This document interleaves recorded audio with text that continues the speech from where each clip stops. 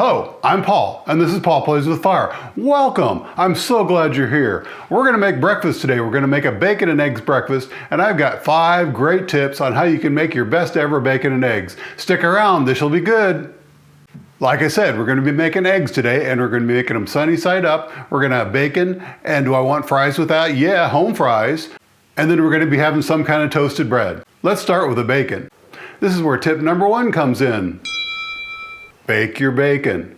That's right, put your bacon right in the oven and you'll have perfect bacon every time. It makes less of a mess and doing it on the cooktop, and it's easy to get your bacon done just how you like it. It also frees up the cooktop space for other things.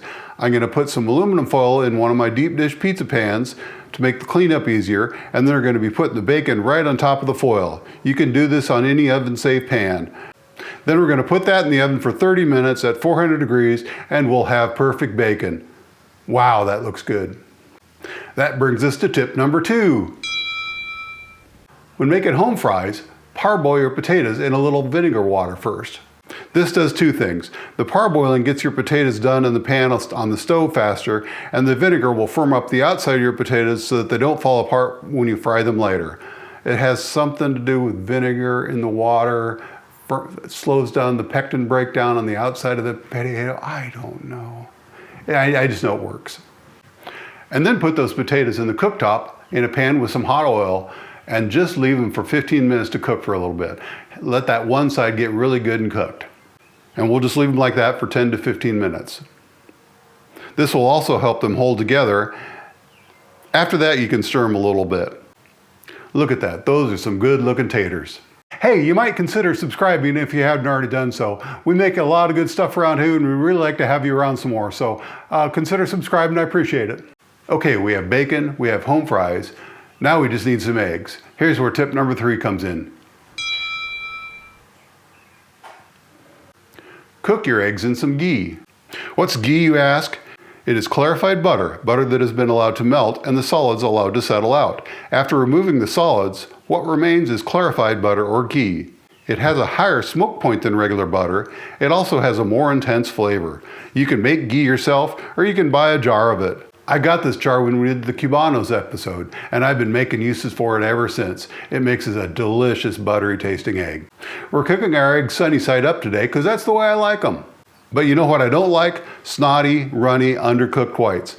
The traditional way to fix this is to baste the eggs with whatever you're using to fry the eggs. I used to like my eggs sunny side up in bacon fat, and then baste the eggs with the bacon fat. Sorry, Doc, I don't do that anymore. My doctor watches the show. I'm trying to eat a little healthier these days. An equally delicious and healthier way to cook sunny side eggs is to cover your eggs for a little bit when you're cooking them sunny side up. Go ahead and let the eggs set in the pan, and then as they start to firm up, go ahead and just put a lid on them for a little bit. I like to use a glass lid so I can see what's going on, but any lid will do. And be careful, you don't want to cover them too long because you can make a hard-boiled egg sunny side up if you want to. You can get that egg completely cooked. Don't ask me how I know.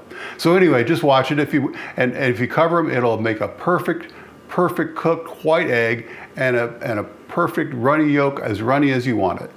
Some folks also like to add a few extra drops of water just to add a little steam to the process. And finally, tip number 5. Serve your delicious eggs, bacon, and hash browns with a lightly toasted and buttered sourdough English muffin. Adding an English muffin steps up your breakfast to the next level, and it really does complete the plate.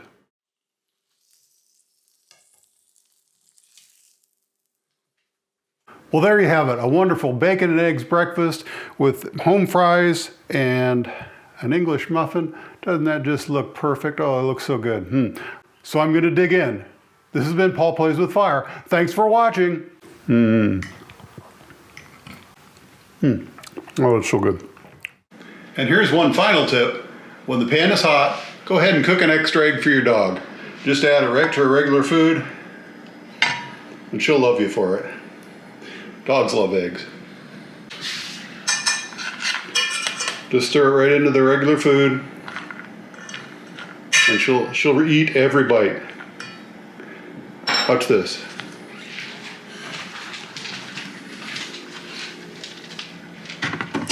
There you go, Carly. Here's your bonus tip.